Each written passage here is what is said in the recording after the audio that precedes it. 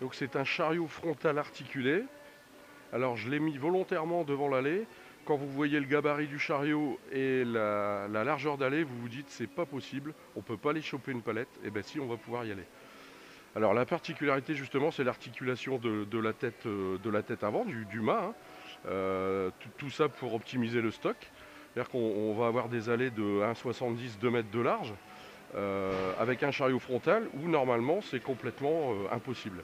Et ben là, grâce à la tête articulée, on va pouvoir le faire. Donc vu de devant, on a un mât triplex, donc on a quand même une hauteur de 9,20, 9,40 dernier niveau de pose, c'est quand même pas mal, équipé d'un translateur. Donc vous voyez la grandeur du mât, la hauteur du mât, cette fameuse tête articulée ici, d'accord, qui va être articulée autour de ce pivot, d'accord. La cabine de conduite, donc la batterie est sous le siège et on a une extraction latérale avec un autre chariot élévateur, pas besoin de palan. On fait le tour, on a ici le distributeur, donc c'est trois leviers classiques, hein, avec l'avertisseur sonore, le bleu, l'arrêt d'urgence, l'inverseur de marche avant, marche arrière. Et donc on a le poste de pilotage qui est ici. Donc une marche d'accès, deux marches d'accès, poignée d'accès. On monte sur le siège. Clé de contact.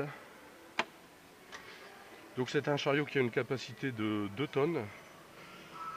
On va lever les fourches. Donc là, au niveau du display, si on appelle ça un display, c'est à sa plus simple expression, hein.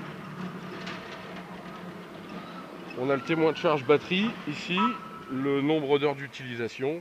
Et vous voyez, par rapport au distributeur, on a 3 manettes assez grandes. Ça peut être changé par la suite par un joystick, etc.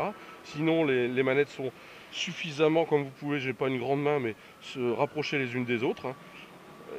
L'inverseur de marche ici, avertisseur sonore, frein à main. On va lever légèrement les fourches. Et on va aller faire un petit tour pour voir un petit peu. Donc tête articulée comme vous le voyez. Hein.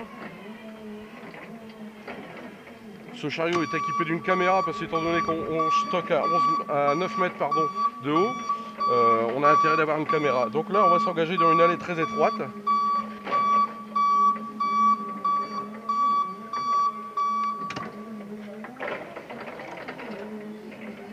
Pour aller chercher une palette. Donc on va y aller en marche arrière. Pour choper sa palette, vous voyez, on se dit c'est pas possible d'aller chercher une palette dans une allée aussi étroite avec ce type de chariot. Alors, le pivot du chariot, c'est bien sûr la tête pivotante. Donc quand le mât arrive sur le milieu de la palette, là je vais prendre la palette qui est là-haut, là. Hein, on arrive sur le milieu de la palette, on va lever, on peut le faire tout en articulant, hein, et en fait on va jouer avec la direction.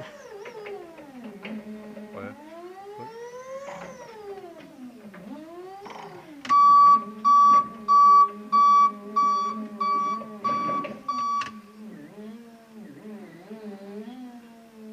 Voilà, on passe sous la fourche, et là on joue avec la direction, on contre-braque pour rentrer le plus droit possible par rapport à la palette.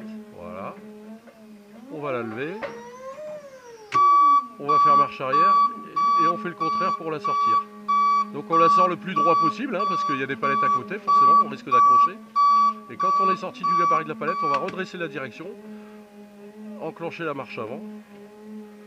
Donc là bien évidemment, j'ai pas la dextérité des caristes ici en place, hein, parce qu'eux ils font les 2-8 et ils sont, je dirais, pendant 6-7 heures sur les chariots. Mais malgré ce qu'on peut voir avant, il ne faut pas avoir d'a priori, il suffit d'avoir une bonne formation, passer quelques heures dessus avec un accompagnateur et le tour est joué. On va la remettre à sa place. Donc là le mât sur le centre de l'emplacement où je vais mettre la palette. Voilà. Et on va aller la mettre. Donc on joue avec la direction.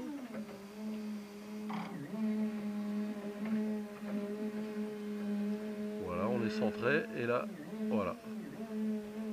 marche avant et on joue avec la tête pivotante pour pouvoir redresser et mettre la palette le plus droit possible. Voilà, là elle est mise. Pareil pour le retour.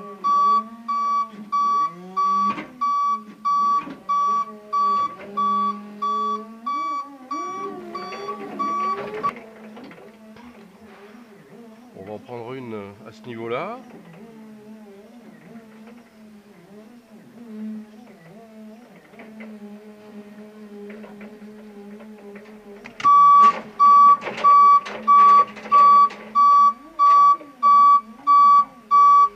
La caméra nous permet d'aller piocher des palettes tout en haut. Voilà, marche arrière. Alors bien sûr, c'est pas un chariot à mettre entre toutes les mains, mais vous inquiétez pas, avec une bonne formation, on arrive vite à une productivité, je dirais normale. Alors, on verra tout à l'heure à quel niveau, combien de palettes, combien de mouvements heure les caristes qui ont l'habitude ici, qui sont salariés ici, quelle cadence ils ont.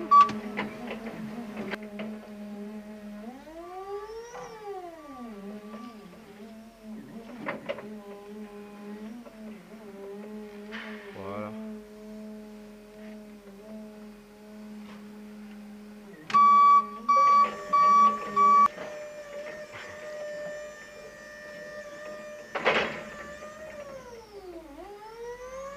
Voilà, vous voyez la caméra, on a les fourches par rapport à la hauteur de palette. Là je descends, je remonte, ça nous permet de voir à quelle hauteur on est, donc là on est pas mal.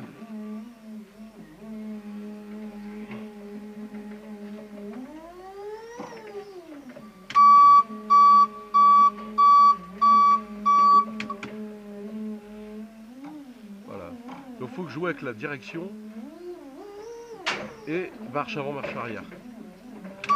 Voilà. D'où la formation impérative avant l'utilisation de ce chariot. Bon, les gars, ils sont en production, hein, ceci explique cela. Quand on dit qu'on est sur un site de production, on est sur un site de production.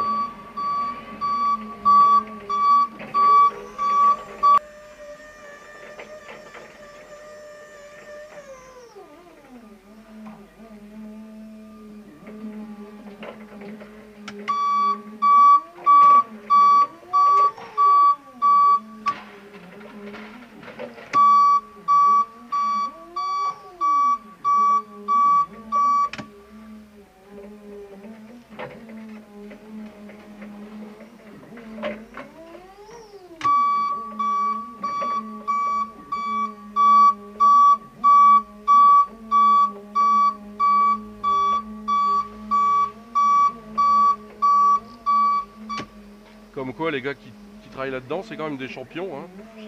Alors, quand je dis champion, bien sûr, tout dépend. On peut avoir le meilleur cariste du monde. Quand on ne connaît pas le type de chariot, ni les charges, ni le domaine d'utilisation, l'endroit d'utilisation, l'environnement, il y a un moment on se fait piéger. Donc là, ils sont très très forts sur leur site, forcément.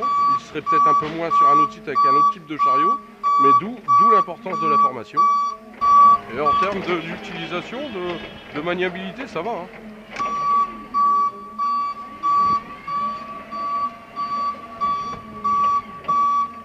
Freinage au lâcher de pédale, freinage électrique. On va couper le contact. Point mort, frein à main. On coupe le contact. Et descente du chariot. Donc on s'aide avec du volant. La poignée d'accessibilité. Voilà.